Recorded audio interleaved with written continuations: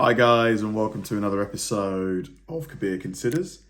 In this video, we're going to react to Unreal America, places that don't seem real. America, huge country, huge place, tons of, amazing natural landscapes, mountains, you got like crazy deserts, you've got lagoons, swamps. There's just so much to see. Like, I don't even think it's possible to see absolutely everything that's available. That's why I appreciate lists like this, because it gives me little things that I can make notes of. Like if I see somewhere that I'm like, wow, this just looks absolutely insane, the next time I'm in the States I can actually make time to go and see these places. Because like if you go on Google and you type in best places to visit in America for natural beauty, you've got millions of results. So this, I'm hoping, it's going to kind of whittle it down for us and give us some really juicy places. With giant leaps forward in things like CGI and AI, we tend to look at things that are amazing on the internet with a little bit of skepticism. You see an incredible sunset of reds, oranges, and pinks, and you wonder how much photoshopping was done here, which, oddly enough, is what I always think whenever I see a picture of the Kardashians. In today's video, I'm going to show you some unbelievable places in the United States that actually exist. Incredible. We won't be looking at the ones everybody knows, like the Grand Canyon, Old Faithful, or the Smoky Mountains. These are 10 that most people don't know about. Got it? Get it? Good. Let's take a look. Let's go. Number 10, White Sands National Park.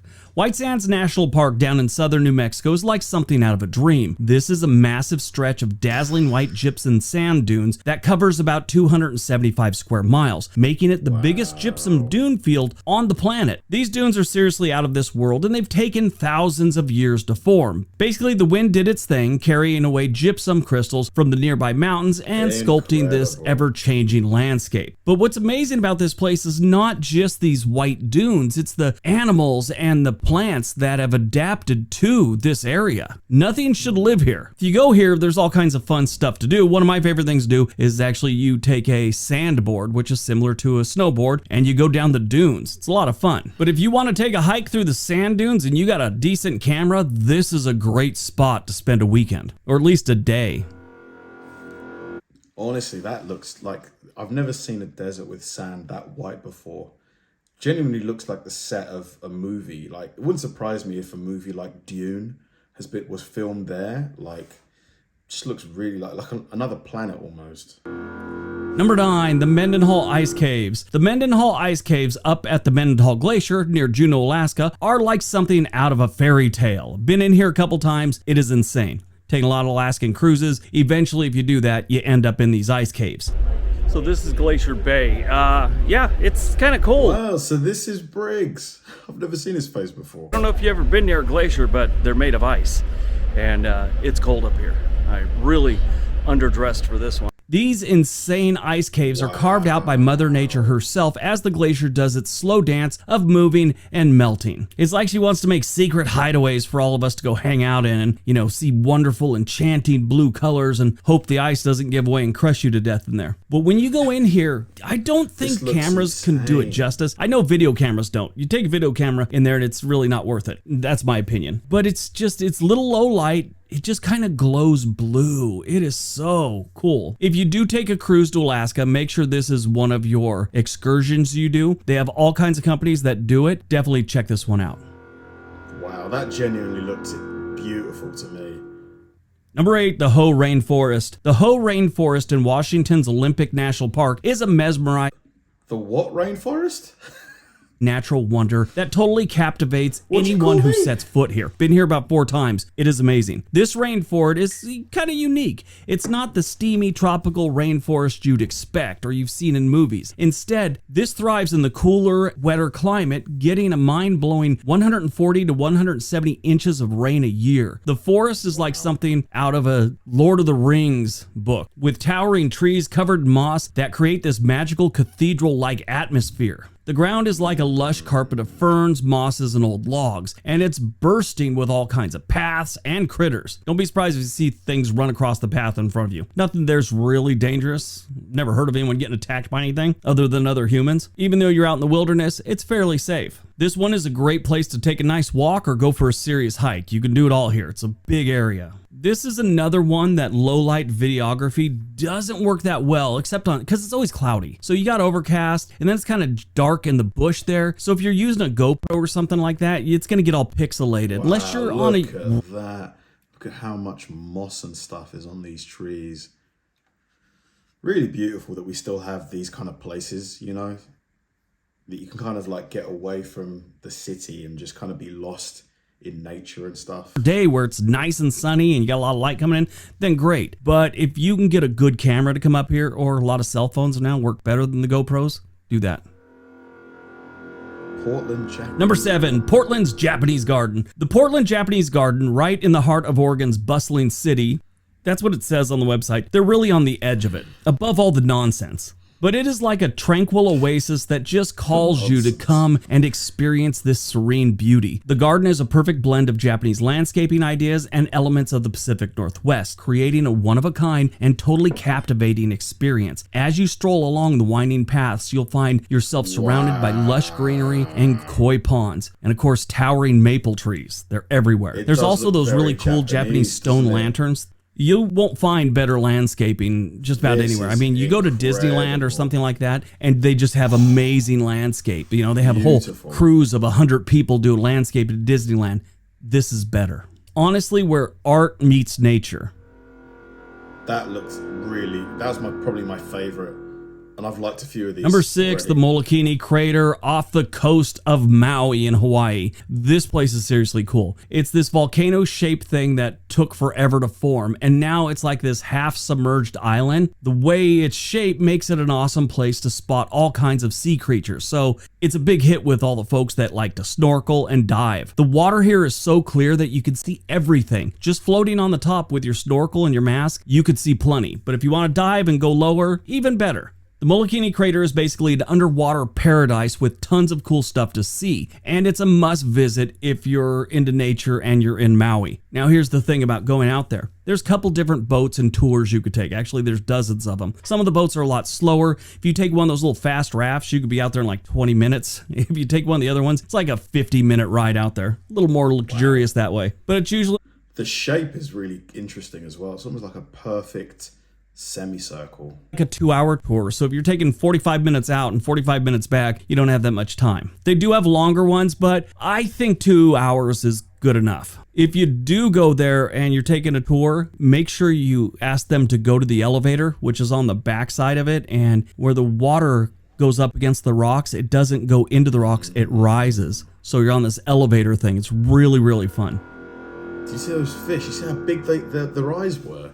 Number 5, Castello di Amor. I hope I pronounced that right. I've been there before many years, but it's a really cool castle in the middle of the Napa Valley and all the wine country. This is a jaw-dropping castle that whisks you away to a different era. The place is the brainchild of a wine enthusiast that had a deep love for medieval architecture. The castle itself is not this fake thing, you know, it's not just plaster made to look like it's real stone. They really built this thing. You look at the doors on the place and it's like thick wood. One person told me it was brought out there from Italy and they only used handmade nails to put things together here. I don't know if that's for the whole place, but it's definitely for the doors. My suggestion is go here in the summer or spring. When it's winter and it's all gray, it's kind of nasty. But the Napa Valley is beautiful, and then they got this castle there. It's amazing. Number 4, Antelope Canyon, Arizona. Antelope Canyon is nestled within the Navajo Nation in northern Arizona. Wow. This is an extraordinary geological masterpiece shaped over centuries by relentless forces of water and wind. This is made up of 2 distinct sections, the Upper Antelope Canyon and the Lower Antelope Canyon. Genuinely Each offers a unique jaw-dropping experience. The Upper Antelope Canyon... Seriously, like if I saw this in that movie, The Martian, with Matt Damon, if I just saw this and, you know, this was meant to be Mars, I would believe it. I would 100% believe you that this was Mars. is renowned for its sunlit beams penetrating through the narrow passages. I'm sure you've seen a picture or two. Probably didn't know what it was, but it looks like a wonderland. Like, I don't know, it's just amazing. The summer months, again, is the best way to go here, especially if you're into photography. You know, that's where you're going to get the best shots of the sunlight coming through the little narrow gaps. The smooth walls of the canyon come alive with vibrant colors ranging from rich reds to soft purples, creating a surreal and captivating ambiance for visitors. On the other hand, the lower Analou Canyon, while less frequented, is equally as enchanting, with a labyrinth of paths leading to chambers adorned with remarkable natural hues. Though the light beams here are less common, it's really not as big a thing there, it's still breathtaking. Both sections of Analou Canyon offer photography enthusiasts a dream day, dream weekend, whatever you want to do. Now, it's also important to know that these canyons hold cultural significance to the Navajo people, and visitors are encouraged to show the utmost respect for both the environment and the cultural heritage of these areas. Honestly, I kind of lost myself there. I was just like staring at that. Yeah, honestly, everything on this list so far has been amazing. But this last one, Analou Canyon, the Japanese gardens, and the white sand. But also the frozen, the one in in Alaska too. The Palouse. The Palouse is this grassland farmland area in the Pacific Northwest, mainly spreading its charm across parts of Washington and Idaho. It is famous for its rolling hills that seem to go on forever, covered in lush green wheat, barley, and lentil fields. It's like something out of a dream, and no wonder this is a hot spot for photographers and nature buffs. What makes the Palouse even cooler is that the wild geological history of the place. It's shaped by ancient floods and a little volcanic action. They used to think it was all because of the Cascade Mountains and the volcanoes there, but then after years of research, they realized that the Canadian glaciers actually pushed all this silt down to this area. This is some of the most fertile land on the planet. In 100 years, they haven't had a failed crop. Wow. Number 2. What's the rate for like crops and like failure in a typical farm? You know, how many times over a 10-year period will a crop fail, a harvest fail? I don't really know much about that, but it's quite interesting. It's really important, obviously.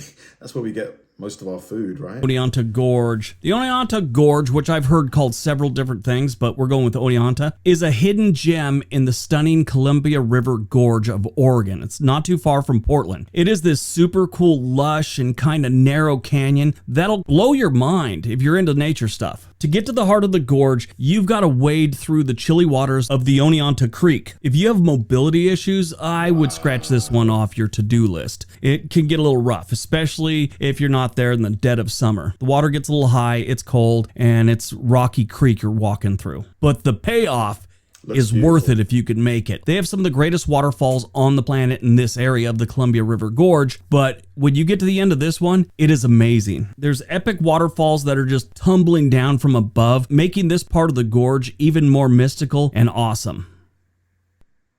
All right, before we get to number 1, don't forget we have another channel called On This Day. There's a link for that down below. All right, entries. On to number 1. Ashi, hold on a minute.